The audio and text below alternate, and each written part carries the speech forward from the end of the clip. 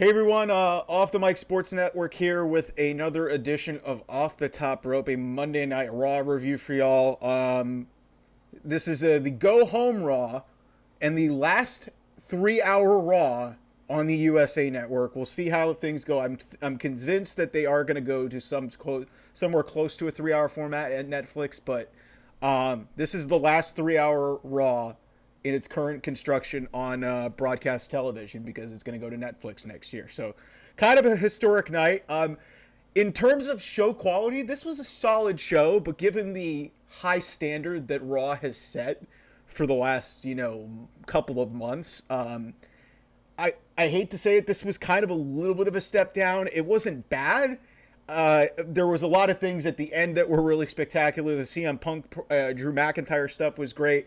But a lot of stuff that, was just kind of there. And, this happens when, sometimes you're consistently doing a 3-hour show. It's just like a lot of this was kind of to build to. But the bigger angles and what you were selling your pay-per-view on really hit. And that's what you need to do in your go-home shows. So, but we need to talk about this really briefly here at the end of what happened at the end of the show. We'll go through the match notes later on here, but my God, that last Monster Standing match was just a meaty spectacle of meat. As Biggie would say, big meaty men slapping meat.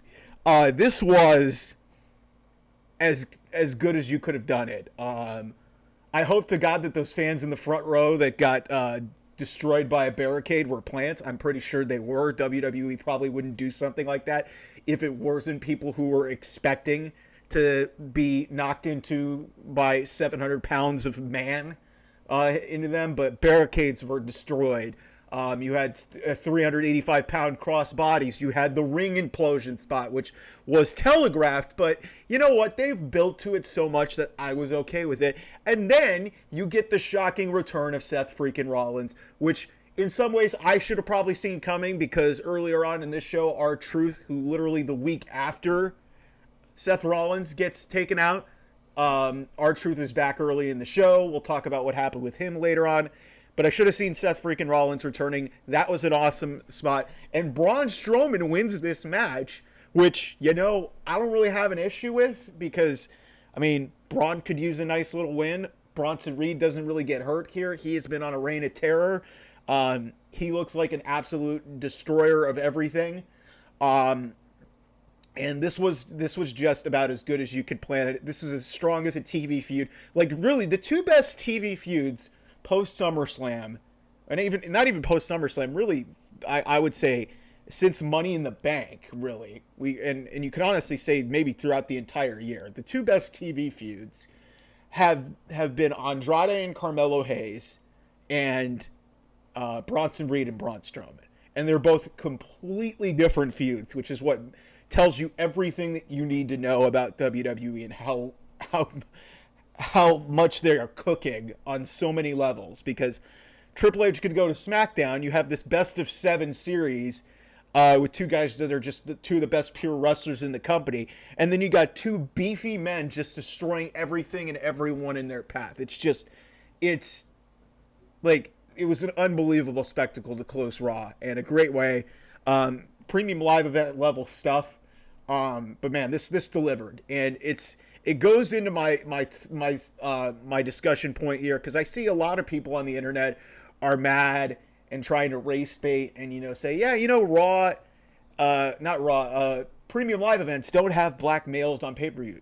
Guys, have you realized that in a lot of cases television has turned into premium live event content? Like, there is very rarely bad segments on these shows. All of these segments hit, and maybe not all of them should be featured on a premium live event show, but the pacing is strong, everything is there. If you're getting on television, that is just about as good as getting on a premium live event, in my opinion, because it's just like the usage of these people, everything that these people are doing, if you're getting booked, it matters. So I'm tired of getting people seeing people just get hung up on just little details like, oh yeah, this person hasn't been used in this amount of time, or this person hasn't been used, or it's a black female or a black male hasn't been on the last 3 premium live events. It's like, guys, are we really just bogging down to specifics like that? let's get real. Triple H ain't racist. I think that's a stupid narrative. And what I'm concerned about even more than anything is when Raw goes down to 2 hours starting next week, that people are just going to, like, just start hating when their favorite performer doesn't make the show. It's like, have that same energy if somebody doesn't make Dynamite when they have, like, twice as many people as Raw and SmackDown do. So, okay. So anyway, we start the show with Jey Uso. Really nice moment with his son. Comes in with him at the shot. He kisses him as he goes down the stairs. Celebrates with a bunch of people. So there's a "You deserve it" chant. Jey said he would fight every week for this title. By the way, new title design, like little blue globes were like filled in on the sides, which kind of reminiscent of the old Intercontinental Championship. So that was a little neat. Triple H. I'm 100% that was Triple H. So Jey, after the "You deserve it" chant, said he would fight every week for this title, and would fight anyone who wants it. He told the fans he appreciated them, loved them. He thanked them for having his back through all these years. In the midst of all these yeets, Jey's trying to be serious, which was interesting. So he said it was special for him to walk to the ring with his first singles championship with his son behind him. He recalled being labeled as just a twin and how people didn't know him, and that, hey, my family held me back. Roman didn't believe in me, which I thought was a very telling line. I'm telling you guys, this is all leading to something with Jey Uso going back to the bloodline, I think. So yeah, he recalled being just a twin and how people didn't know him, but he said they know him now. He said his biggest fan was his mother. Jey said he spoke to her and she told him, "Go out and get it." And "I got it, Mama. We did it." And then as he's about to get more serious, out comes Braun Breaker, which I expected to happen. So he gets into the ring. He says he wasn't there to spoil the fun or crash the party. He said he was there because he has respect for the championship and he understands the lineage. Goes back a long way. He said after battling Jey last week, he has the same amount of respect for him. Braun then said Jey was the better man last week. Braun said he wouldn't spear or attack Jey. He said he felt he should be the first person to come out as a competitor and as a colleague to congratulate Jey on winning the title. He offered a handshake. Jey sort of shows a little apprehension, but then accepts it. As Braun goes to leave, Jey said, "Hey, Braun, there's some dogs in Indiana." And Jey said that with a smile. Braun smiled back. He exited. No shenanigans. We'll see if Braun holds up his end of the deal, but he might be going in a different direction. This looks like a babyface turn. Braun is just so over that it's really hard to, like, to really boo him at this point. So it's going to be interesting to see what they do with him moving forward. I thought for sure they were going to get another match out of this. Maybe we do. I don't know. Maybe this is just a little bit of a misdirect for right now. But yeah, this was a solid opening segment, and good for Jey Uso, man. I don't know how long this title reign will be, but that moment was special last week. It was really fucking special. All right, so then we before we get to the opening match, Rey Mysterio and Xavier Woods, there's footage shown earlier in the day. Dom and Liv hanging the lowrider. I'm still amazed they still have it. Dom gets a phone call from Finn, who said he's having travel issues. And so that's sort of a plot point for later in the night in the Judgment Day build. And so we get Rey Mysterio, Xavier Woods to open the match. It's amazing what Rey Mysterio can do almost in his 50s. He hit a perfect acai moonsault to the outside. He goes up top, hits a seated senton. He's just so smooth. Hits a springboard crossbody for two. Woods is able to avoid the 619. So Woods rolls up. Rey pinned him. Woods hoisted up Rey, and the idea was that Rey slipped behind him, but Woods falls down. And so when they stood up, Woods inadvertently pulls off the mask. At least he plays it up like it's inadvertent. He's trying to make a move or something, but the mask gets pulled off of Rey. Rey's obviously covering his face because that's he's even though we've seen him, without the mask on many times before. So Rey's unmasked. Woods looks horrified. in the moment, but then he rolls up Rey and pins him, and Xavier Woods beats the Hall of Famer Rey Mysterio. This is a fine match. Really, the ending is what's going to be the selling point of this whole thing. So, I mean, listen, Ray's not got a whole hell of a lot to do left in his career. He's already in the Hall of Fame. I mean, he's had a match at WrestleMania against his son back-to-back years. It's like, this is the type of stuff he can do. Give back. And I love the detail, because you rarely see Ray get unmasked unless it's for meaningful, impactful things that he's done. And I feel like it's been like at least a decade since we've seen Ray get unmasked in any form or fashion. So that was a big moment. And so Xavier wins, and we don't know, and he's playing up that he didn't know, he didn't do it on purpose. So then we get Lyra Valkyria backstage. Sonya and Shayna approach her, and basically they mentioned that she has a match with Zoe Stark later. And Sonya said she wouldn't be along. But DeVille said like that basically you're not going to have Natty or anyone else to help you out. And the rest of the Pure Fusion Collective will be there. So it's like, listen, I like the Pure Fusion Collective, all three of them as individuals. As a group, this stable ain't working. It's just not working. They're not clicking with the audience. I don't know what it is. It's just not working. So then we get the follow up to the result of that match with Xavier Woods winning. Kofi Kingston, he asked Xavier Woods if he intentionally removed Ray's mask. Woods gets defensive, said he'd never do that. Kofi said that Jay offered him an Intercontinental title shot. Woods said he'd be at Kofi's side while he climbs the mountain again. And Kingston said that he actually told Jay that Woods deserves the match, and Jay agreed. So it's going to be Xavier Woods versus Jay Uso for the Intercontinental title next week. And Woods instantly gets happy and said he wanted to be in Kofi's corner for his match later in the show. But you could also see, very interestingly enough, Karrion Kross, who's been in the crosshairs of the New Day for the last couple weeks. He's in the background for a portion of this exchange. But a good little plot development here. So then we get Zoe Stark taking on Lyra Valkyria.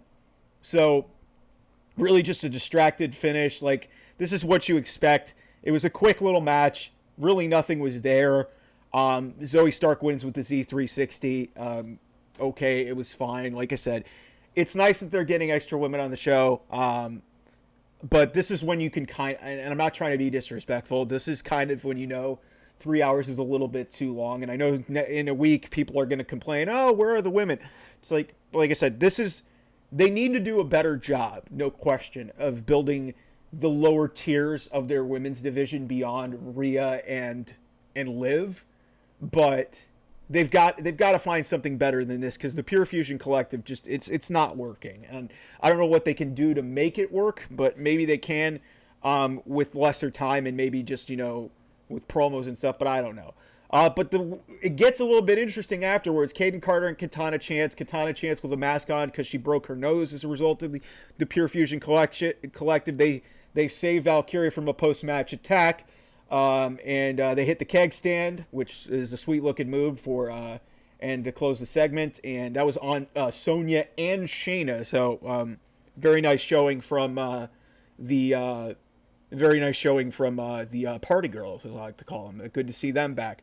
So then we show a promo of one of those King Khan promos for Bronson Reed and Braun Strowman. That's awesome. So then we get Adam Pearce. He's just lecturing a bunch of security guards about containing CM Punk and Drew McIntyre. And Punk just walks. He's dressed in his old school CM Punk best in the world shirt and white pants. And he just looks serious as shit.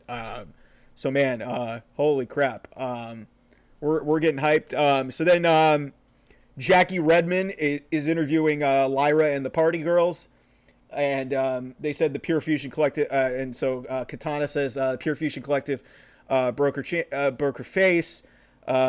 She said the days of her, Carter and Valkyria being known as the nice guys were finished, and they were going after the tag team titles. Alba Fire and Isla Dawn show up and bicker with the baby faces before that segment's over. So you're kind of building some of the semblance of this women's division, and I like that they're trying to make the tag team belts very interesting on the lower tier. There's a promo later on in the show about with Io and Kyrie talking about going after the tag team titles, but they need. I really do think that that the main roster would benefit from a mid-card women's championship, because then at a certain point you'll be able to, like, highlight a lot of these women and show some personality, because I think that's what's kind of missing. Like, we all like Sonya and like Lyra and all these people. We all know that they're talented, but it's like we don't really know these characters, and there's no real effort to, like, showcase these characters, and that's the problem. And I don't think it's going to get better when you have 2 hours of television, but it's just like, it's hard, like when you have a 3-hour show and you're trying to fill segments, and it's just like, this is what you get. So listen, I like all these people involved. I hope they do something better. I just don't know how they're going to do it now with the show being cut down. So then we get the Hell in a Cell being lowered to the floor. One thing I need to address here: did everybody forget that they changed the Hell in a Cell design for WrestleMania 39? I was there. Everybody's like, oh, the old Hell in a Cell design is back. Guys, did we just forget that it was there at WrestleMania 39? Did we just forget it because Edge is in another company? Or, like, are we just subjectively just, like, that part of history didn't happen? This isn't the first time that they redid the Hell in a Cell. I understand that it's great, and I completely agree that red Hell in a Cell was an atrocity. But this is the second time that they've used the old cell, I guess. So cool to see them. So Punk and Drew come out. Adam Pearce highlights, hey, no physicality, a lot of boos. Just like, what do you guys expect? These guys are gonna fucking kill each other in 5-6 days. Come on. Pearce gives the chance for everybody to have their final word. McIntyre goes first. And security was standing in between these two guys. McIntyre was wearing a full-on suit. He said he wore black out of respect for Punk's wife, because she will need to feed him and bathe Punk, and she will probably leave him after Hell in a Cell. Man, Drew's cooked on the mic, man. He's been great. McIntyre said Punk wouldn't come back this time. Punk is glaring at McIntyre, who continued to say he could talk all day if Punk didn't want to speak. McIntyre took issue with fans chanting CM Punk's name. Get used to it, Drew. You've been dealing with this for 8 months. That prompts a CM Punk chant, like on cue. McIntyre said Punk taught him how to hate. He said it's a powerful weapon if you use it correctly, but it's dangerous if it stays with you long term. And McIntyre said the hate will die with Punk at Bad Blood. McIntyre starts to exit the ring, but stood on the apron. And Punk starts to talk. Punk said people have called him the best in the world, the Second City Saint, and the voice of the voiceless. He said he was the voice of the voiceless tonight because he has nothing to say to a piece of garbage like McIntyre. Punk said he is filled with so much rage that he can't go home. He's been living in a hotel for 4 weeks because he can't subject his wife to the man that McIntyre turned him into. Punk said McIntyre turned him into the boogeyman that his harshest critics made him out to be. And that's who he needs to be to send McIntyre back to Scotland in a box. Punk said he wants McIntyre to remember that he prayed for all of this when they were locked in Hell in a Cell, and Punk has taken everything from him. Punk said McIntyre will crawl and beg and then see him once he wipes the blood from his eyes. Punk said it's not a god or the devil that McIntyre will pray to. He'll be praying to CM Punk. And he said he'll see McIntyre in hell. Tosses the mic down. What a segment this was. What it needed to be. I haven't been very for a lot of these wordy promos, but we've gotten angry Punk the last couple times he's cooked on the mic, and that's what needed to happen. I was getting tired of this happy-go-lucky CM Punk. We need the crazy, vengeful CM Punk, and that's what we're going to get. I cannot wait to see this match. I still don't know what's going to main event the show, but I lean Hell in a Cell, partially because it's in the graphic. They lowered the damn cell in Evansville, Indiana. They brought the cell there with them. It just feels like this is such a big selling point to this show, and you can open up with Cody and Roman. I don't think there's any harm in doing that. That being said, I'm not going to be broken up if Punk McIntyre doesn't main event the show. But it's the age-old question of, do you main event with your best feud or do you main event with your best stars? And I think best feud should win out here because Drew and Punk has been on the docket for 8-9 months now. Like, this is a long-term story. I understand that, Cody and Roman is a long-term story and the Bloodline is a long-term story. But in terms of that match, it's not a long-term story. So that's why I would lean going the other way. But as I've said, and you could go watch the video here on the channel, I'm not going to be broken up. I think there's no really wrong answer to Cody Punk or Cody and Drew, or not. Geez, I'm getting messed up. There's no wrong answer really to Drew Punk or the Bloodline tag match, Cody and Roman versus Jacob and Solo. There's no really wrong answer to the question, so I'm not going to be broken up about it. So then we get Braun Strowman, says he's not nervous about his match tonight. Miz tries to speak with Strowman, but R-Truth is back, very interestingly enough. And Strowman said he didn't expect to see Truth back after he was hit with 5 tsunamis. Truth says he doesn't remember that. Miz questions why why Truth didn't tell him he's coming. Truth said he didn't know. And Truth then informs, hey, we got a match with AOP. And he said, yeah, it's AOP. So, of course, Truth sticking his foot in his mouth for his tag team as they're going to have a match later on in the night. We get the Judgment Day out for a six-man tag match. Before we get there, it is a Sami Zayn promo. Sami Zayn had a really good night tonight.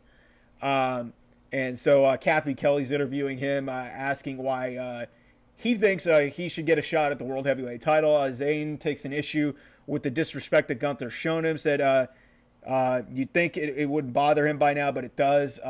Someone was standing in the background. I don't know who it was, but it was interesting. You got to pay attention to some of these Triple H shots. So Zayn said he wouldn't quit until he gets his title shot. Great, and we'll have a little bit more on that later on here in the review.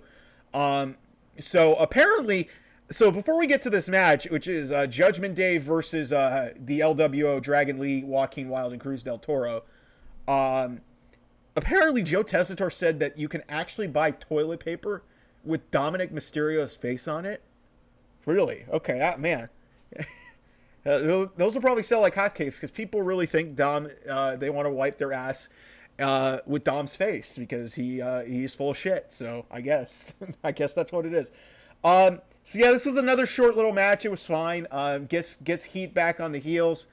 A bunch of dives by the baby faces. Morgan distracts the referee while Joaquin Wilde goes up to the top, and Finn Balor shows up and shoves Wilde off the top rope. The Devlin side, which is Jordan Devlin, is still calling it that, which is interesting. So McDonough hits the Devlin side and gets the pin. This was a quick little match. It was fine. Like I said, really the primary chief thing was to get Judgment Day some heat back. And I'd like to see them do more with Dragon Lee. Dragon Lee's fucking awesome. And Joaquin's great too, but let's face it, the LWO has kind of been booked into oblivion to the point where it's just like they've got no credibility. Like Ray's taking a bunch of losses now. I almost feel bad for Zelina because the LWO was a lot of fun, but they've basically turned into a glorified enhancement team. It sucks, but sometimes you need these type of teams to get heat onto a heel team. So Judgment Day stays in the ring throughout the break. So they're all still in the ring. So Balor said, what Damian Priest said last week, that he intended to rip out his heart. Balor said he doesn't have a heart, and he said he will prove the Judgment Day never needed Priest. And then Liv gets on the mic. She said she would prove she's a home-wrecking, man-stealing, heartbreaking, title-taking, greatest women's champion of all time. Interesting line there. Trying to go with the rhyming thing, like almost similar to The Rock. So that was interesting. We get the Rhea pop, which is great. Rhea said she was with Dom for a long time, knows about all of his dirty little secrets. Interesting All-American Rejects right there. Nobody will get that reference, but unless you really are into All-American Rejects. But yeah, so Rhea says she's been with Dom a long time, knows all of his dirty little secrets. Rhea asked the crew to bring out the production crew to bring out the shark cage for dramatic effects. So we've had the shark cage. So we've had two of the props that are going to be on the pay-per-view on this show. Man. So the shark cage gets wheeled next to Ripley. She says Dom is extremely claustrophobic. Rhea said that Dom would have the best heat in this house to watch his girlfriend realize that she's just not as good as her. And while this is going on, Damian Priest shows up. You can hear everybody cheering because Damian Priest sneaks up from behind. He tosses Carlito to the floor, knocks McDonough down. Balor stepped up while Dom and Liv headed ringside. Priest got the better of Balor, so Ripley gets after Liv, tosses Dom into the barricade. Priest then turns JD inside out with a clothesline. Rhea then took Dom up to the stage, ran him into the shark cage twice. Liv went after Rhea and stopped when Rhea saw her coming, so she runs away. Like the significant others just run away, scared. They're the chicken shit heel couple, which is, it fits their characters really well. And so Liv goes to the back. She's away for a while. Rhea opens the shark cage, tosses Dom inside, but Liv comes back and attacks Rhea from behind. And so Liv and Rhea fought on the stage. In the ring, Damian sets up JD for a chokeslam, but Balor cuts him off. And then the rest of the Judgment Day gangs up on Priest while Dom gets in the ring. Balor drop kicks Priest in the corner. He hits the coup de grace 3 times. And the male Judgment Day members stand over Priest as the women are away from this after all of that. So it's good to get the heat on Finn going into this match. I don't know how it's going to go. I hope it's not the only match that these two have. But it's going to be very interesting to see how this goes, because it's crazy to me that 3 years after that Damian's the one who turned on Finn after losing the United States title around WrestleMania time a few years back. Here we are now, and the roles are reversed. Damian's this mega over babyface. He's gotten over with the crowd. Finn is this dastardly heel, leading the Judgment Day. It's really kind of a crazy few years for these two gentlemen, but I'm glad they're getting the opportunity to showcase themselves at Bad Blood. Then we get a Sheamus video package. And he called for one final banger with Pete Dunne in a good old-fashioned Donnybrook match. So, man, Raw next week, I'll talk about it later on. Raw is shaping up to be, post-Bad Blood, to be a premium live event level show. So, holy shit. So then we get Chad Gable and the rest of American Made coming out for a match with Kofi Kingston. And so we take a commercial break. Before we get there, the broadcast team acknowledges the death of Pete Rose, who tragically passed away yesterday at the age of 83. Listen, and I'll talk about this on the Mad Sports Show and maybe more here on the channel. Pete Rose is a WWE Hall of Famer before he's a Major League Baseball Hall of Famer. Just let's put that into context. Like, Pete Rose should be in the Hall of Fame. I understand that there's some transgressions that kept him out of baseball, and I'm not going to go too deep into it on this show, but I love that WWE has paid respect to him. He's a legend. He's the hit king. He had more hits than anybody in baseball. That record is never going to be broken for you baseball fans watching this. This was a nice gesture from WWE, but just to put it into perspective again, Pete Rose is a WWE Hall of Famer and not a Major League Baseball Hall of Famer. Let that sink in and how ridiculous that sounds. Major League Baseball, do the right thing. Do the right thing. So then we get a video package with Io and Kyrie that I referenced earlier on in the show. They spoke about winning their match last week and against the Unholy Union, and they challenged Bianca Belair and Jade Cargill for the women's tag team titles. Bianca and Jade are going to host Bad Blood, which is really cool. So then Io Sky said Damage Control hasn't been the same since they lost the tag team titles back at Backlash.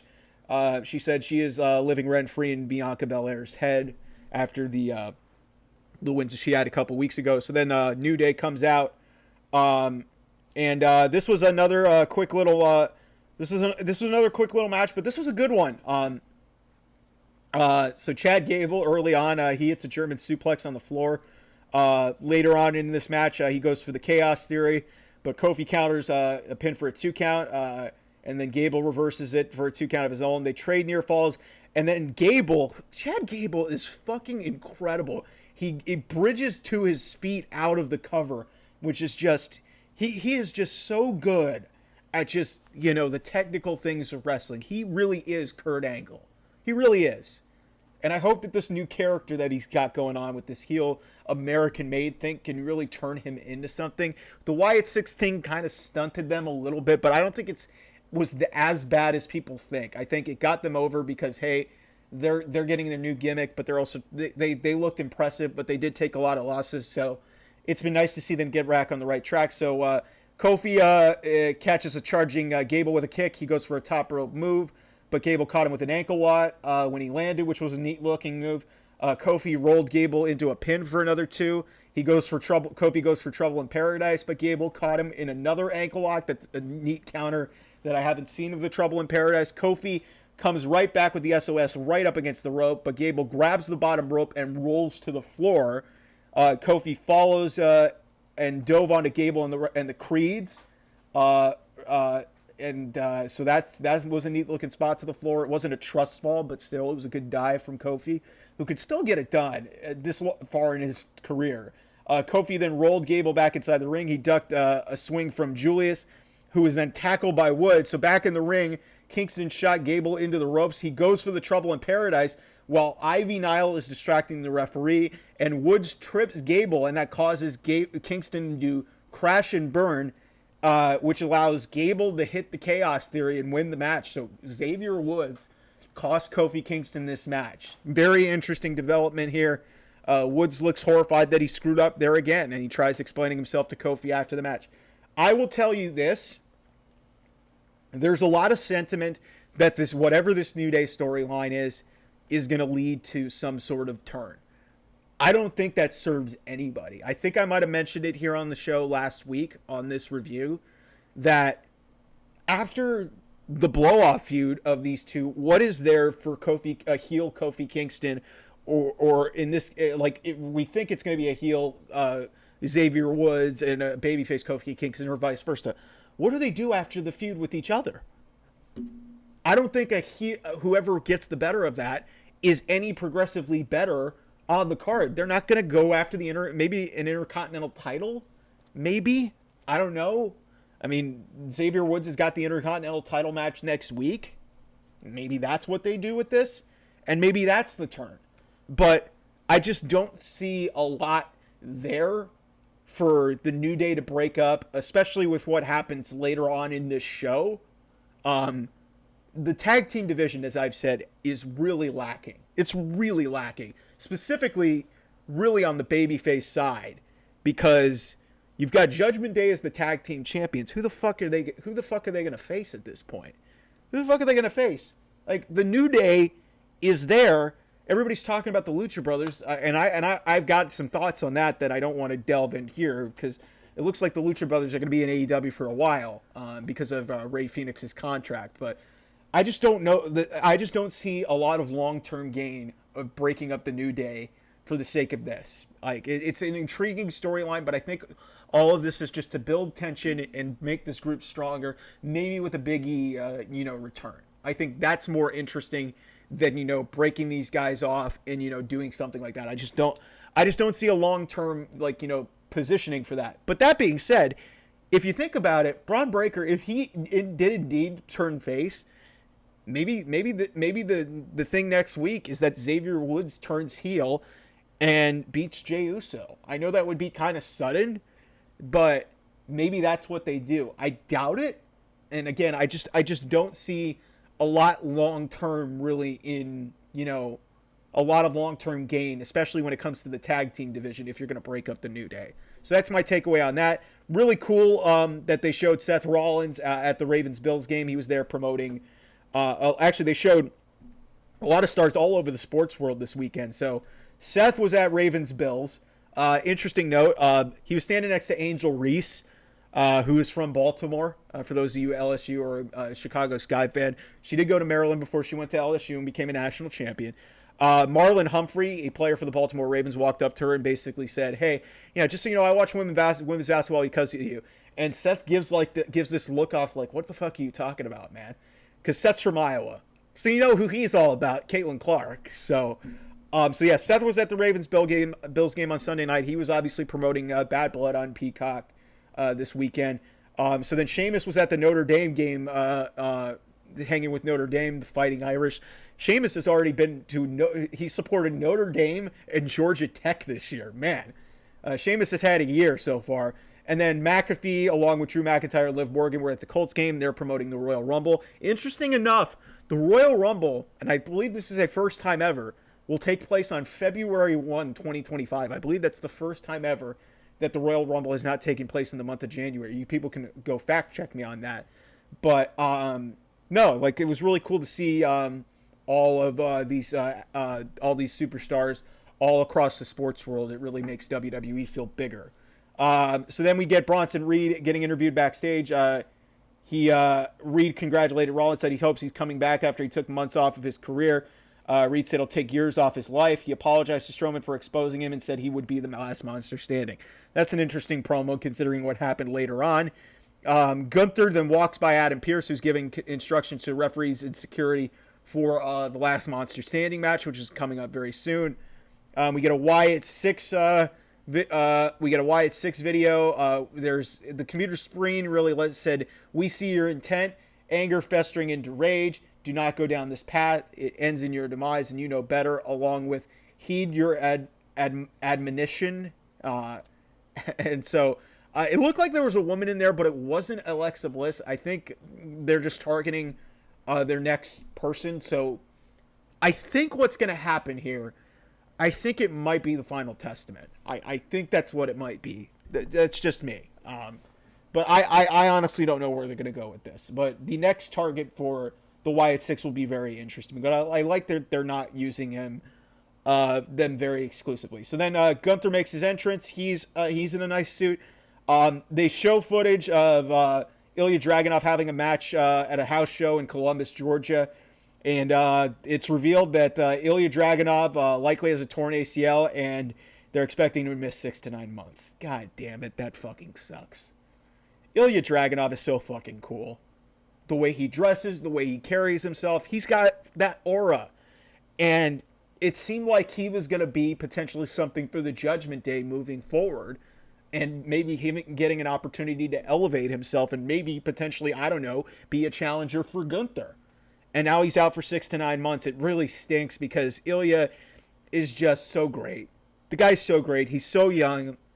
For a guy who's just a little bit over 200 pounds, that guy hits as hard as anybody in WWE. It stinks, but this is the reality of the business. You could go to a house show and you could tear your ACL. I mean, Seth Rollins blew out his whole fucking knee about 10 years ago and lost almost a year of his career because it's just, this stuff happens, man. These guys are athletes. This stuff is real. So prayers out to Ilya Dragunov. Speedy recovery, my man. You're fucking awesome. I love you. Love you, brother. Man, it's just, we all love Ilya, man. It's just, the guy is so fucking cool. Just like, it's just like he goes out there and kicks ass, and then he just sounds fucking cool whenever he tries to talk. And it's just like the segments that he did with the Judgment Day had me really intrigued with how he handled himself against 4 other people. For a guy who's not very big, he carries himself like a bigger guy. So it really sucks that he's gone. So then we get a Sami Zayn Gunther promo. So Gunther starts complaining about Sami Zayn being annoyed. So Sami comes out. He spoke as he walked to the ring, and he said that if Gunther is so annoyed, then that's an easy way to put an end to this once and for all. He said all Gunther has to do is put the title on the line against him. And Zayn said Gunther wouldn't do it because I know why. He told Gunther to admit why he won't do it. Gunther said Zayn isn't on his level. Zayn asked him, if I'm not on your level, why did I beat you at WrestleMania? Zayn said Gunther thinks he's better than him, and that's why it drives him crazy. And Sami accused Gunther of being afraid that it'll happen again. Gunther said he's afraid, but it's not of Zayn. He said he's afraid for his reputation. He said losing to a better man wouldn't have been a problem, but losing the Intercontinental title to you was the biggest embarrassment of my career. And Gunther said he flew his whole family for the WrestleMania match, but he didn't parade them around like Sami did. Gunther said he had to look at his father in the eye afterward, and Gunther said his father came all the way from Vienna to Philadelphia to see him lose to a bum like Zayn. Whew, Gunther, like, I know he's not perfect on the mic, but some of his lines and his delivery really works. Gunther said his family expects everything from him because he's the golden goose and he's special. Gunther said he's something Sammy will never be, the world heavyweight champion. And Sammy said his family had to watch him lose, but he picks himself up and he keeps moving forward. Sammy then said Gunther crumbled when he lost in front of his family. He said Gunther never asked for a rematch for the Intercontinental title and he just disappeared off WWE television for months, which is very accurate. Sammy said it was all because Gunther's father made him feel like a loser. Sammy said Gunther has shown him now that he is also a coward. Whew. And so Gunther then just decks Zayn with a clothesline. Gunther removes his jacket. Sammy blocks a punch. He hits an exploder suplex. He goes for the haluva kick, but Gunther gets him in a sleeper, and Gunther releases the hold and powerbombs Sammy. Gunther then picks up the mic and says, "You've got your match." What an awesome segment. What an awesome segment this has been. Meticulously built through weeks on end. And here's the shocker of all shockers, and I'll announce the rest of the card. This match is not happening on Bad Blood, and I understand. There's Triple H has got this 5-match thing for these non-Big 4 shows. Really Big 3, I would say, or really, honestly, Big 2, because really, if you look at any real card since WrestleMania, really the only other card, because Royal Rumble only had, I think, 4 matches, but if you look at Royal Rumble had 4 matches. Survivor Series has had 4 matches in the past. WrestleMania obviously has the 2-night thing, and SummerSlam I think at 6 or 7. So Triple H has got this thing about putting 5 matches on the show because TV is also important to be on. We're being groomed into thinking TV is important. That's the thing that I think people are losing sight of. If these matches, like I said, you're getting to see like premium live event stuff, like a Carmelo Hayes or versus an Andrade, or the last Monster Standing match that I'll get to in a second. So some of this stuff that you get on TV is special, even though it's not making it to a premium live event. But I do think it's interesting that there's not going to be a men's world championship match at all on Bad Blood. It's amazing. Cody Rhodes is on that show, but he's not defending the championship. So there's no world championship match on that show. There's a women's world championship match and a WWE women's championship match. But then outside of that, it's just like, yeah, you've got the tag match, you've got Hell in a Cell, and you've got Damian and Finn. So it's going to be interesting. I'm really looking forward to the show. It's been really well built. But for a show with this much hype around it, to not have a world championship match on it, and to put it on next week's Raw is definitely saying something about Raw, because I mean you're putting a WrestleMania rematch and a world title match on Raw next week, which I honestly think is great for Raw. Because also let's call it what it is. Raw does need a big show because they're going up against Monday Night Football and they always get creamed in the ratings. And if you're gonna draw in more regular viewers, which I think WWE has more of a chance to do against football, or maybe have people dual screen it or something like that. I don't know if people take that into account when it comes into the ratings, but at the same time, it's just like you want big shows for your television events so people can go to these things. So that's interesting. And like I said, it's been built over several weeks, so doing it on television is not that big of a deal to me. So then we get Miz and R-Truth against the Final Testament. So really what this came down to, Truth gets roughed up for most of the match. He makes a hot tag. Miz fires up and just turns around and kicks R-Truth in the head. Miz leaves the ring. He tears off the Awesome Truth shirt. And AOP hit their finisher. And R-Truth gets pinned. This was quick. But this needed to happen. Miz is better as a heel. I know everybody's going to insert their big show jokes that Miz is just good babyface to heel. You could see this coming from a mile away. Karrion Kross was laughing at ringside. I don't know if he played into this, but this was always the way it was going. I didn't, honest to God, expect them to do it like the minute R-Truth came back. And in a random 3-minute match like this, but you know what? Hey, it's a good plot point. I think R-Truth is going to be better for it, to be honest with you. Like it was fun to see these guys win the tag team titles at WrestleMania, but once it happened there, And once they changed the belts, like that's where this whole thing kind of ran out. And it was just like I like Miz more than most, and R-Truth is a goddamn national treasure. But it's like this had a shelf life. This was fun, but it was only gonna last so long. And I think Miz is much better in a heel persona. Like it's very clear. He's never really worked as a babyface long term, so I actually like this decision from WWE.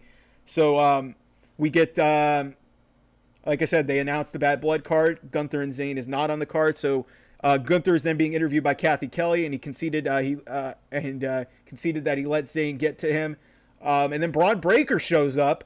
He eyes Gunther's title and told him, "Yeah, I'd be seeing you sooner than you think." And hell yeah, man, hell yeah, I'm looking forward to that, man. Like I'm really looking forward to that whenever that happens. Because Braun Breaker, before he got to the main roster, he was the last person to beat Gunther one-on-one before Sami Zayn.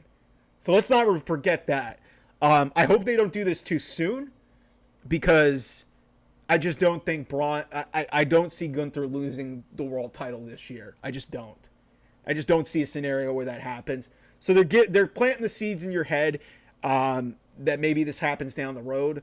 Dark Horse Rumble winner, maybe Braun Breaker? I don't know. A lot of people are throwing John Cena maybe being in a match with Gunther. I don't know. But it's Braun Breaker, if he's babyface, I think, honestly, you got to put him near the front of the line, I think, for a potential chance to win the Royal Rumble this year. Because I think that would be a statement type situation for you if it's Braun Breaker versus Gunther at WrestleMania next year, and Braun Breaker's your World Heavyweight Champion. I think that would be a star-making, epic kind of performance that Braun Breaker really needs. And I think if you're really going to mold him into this babyface badass, I would, milk it. I wouldn't rush to go do Gunther and Braun Breaker right away. So then, like I said, this card for St. Louis next week at Raw is insane. We've got Gunther versus Sammy for the World Heavyweight title. We got Sheamus versus Pete Dunne in a good old-fashioned Donnybrook match. And we got Jey Uso versus Xavier Woods for the Intercontinental title. Mind you, that is a 2-hour show next week. Holy shit, that's going to be fucking outstanding. And then we get the main event, Last Monster Standing. This was about as fucking awesome as it could be. Joe Tessitore, interestingly noted, Braun Strowman's 4-0 in Last Man Standing matches. 4-0 in Last Man Standing matches. I will never forget seeing Braun Strowman throw a office chair like a fucking baseball at Roman Reigns' head about 6-7 years ago. It was one of the craziest things. Braun Strowman is fucking awesome. And to see where he was about 10 years ago when he got to WWE as the strong man, everybody thought he was this kind of stiff big guy. I remember everybody was in horror in 2017 when he was rumored to potentially face The Undertaker at WrestleMania. That was probably for the better, because Undertaker had one of his worst matches of his career against Roman Reigns at that WrestleMania. And then Braun Strowman went on to had one of the feuds of the year with Roman Reigns. And everything changed. The I'm not finished with you, he got over. It was amazing. And this is as good as he's been probably in about 6 or 7 years. This feud not only has really elevated Bronson Reed to the forefront, but I need to say that for Braun Strowman. He has been fucking great. And this is one of those rare cases where both, like I said, it's very similar but very different to what's going on SmackDown with Andrade and Carmelo Hayes. So we have we're using the ring steps early on in this match. Then Braun chokeslams Bronson Reed through the table. That looked nasty. Bronson gets to his feet at 6. We go to a commercial. So then they're fighting towards the stage area. Bronson hits a Death Valley driver off a production crate through a bunch of tables. That's insane. Both men beat the count again. Strowman then shoved Bronson over the barricade back to ringside.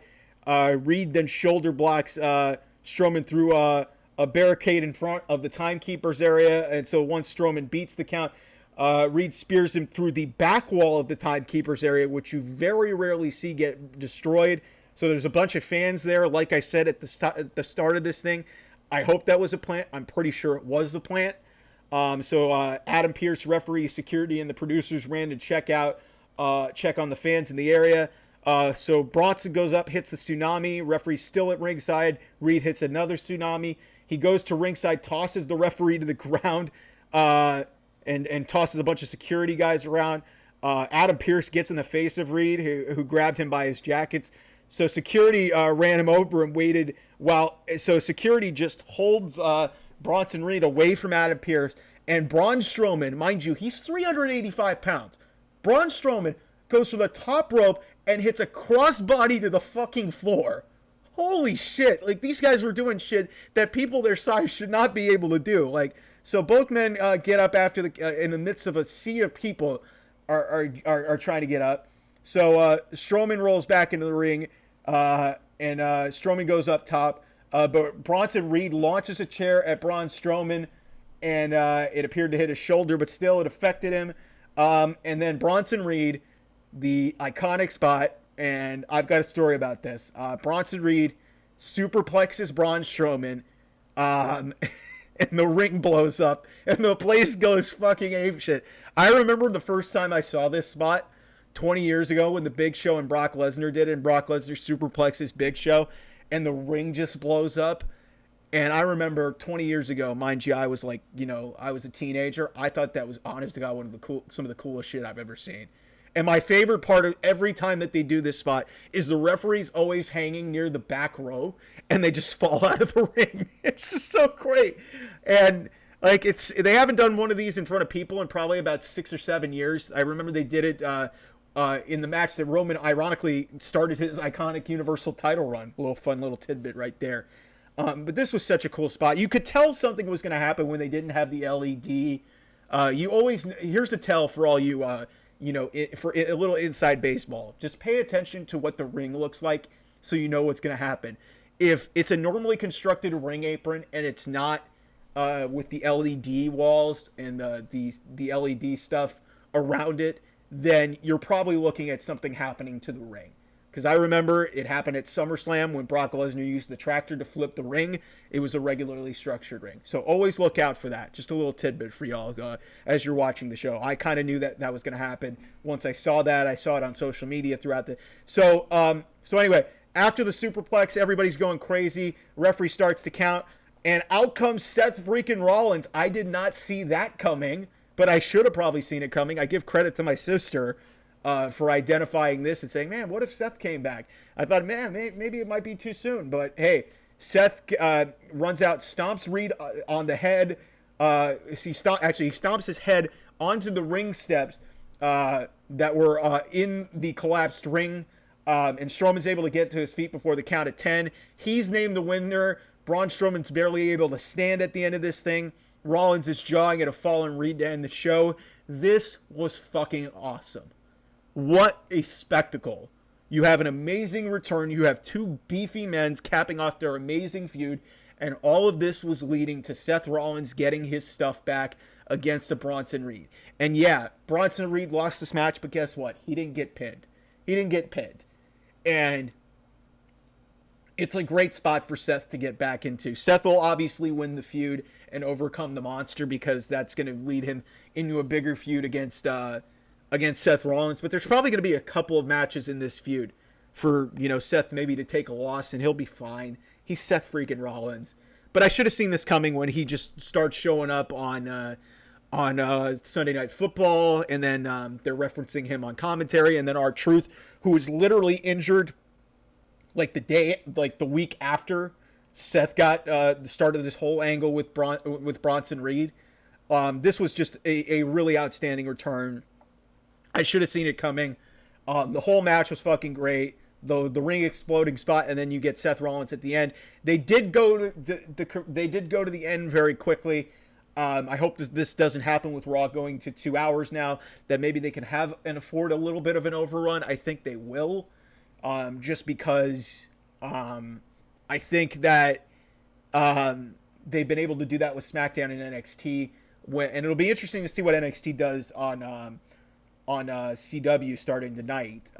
But this was an outstanding match to close a really solid show. Like I said, probably not as strong as the last couple of weeks, But this was solid. This is what a go home show should be. You advance a lot of your key angles. Your main event was outstanding. Your pay per view and your premium live event, whatever you want to call it, is built really strong.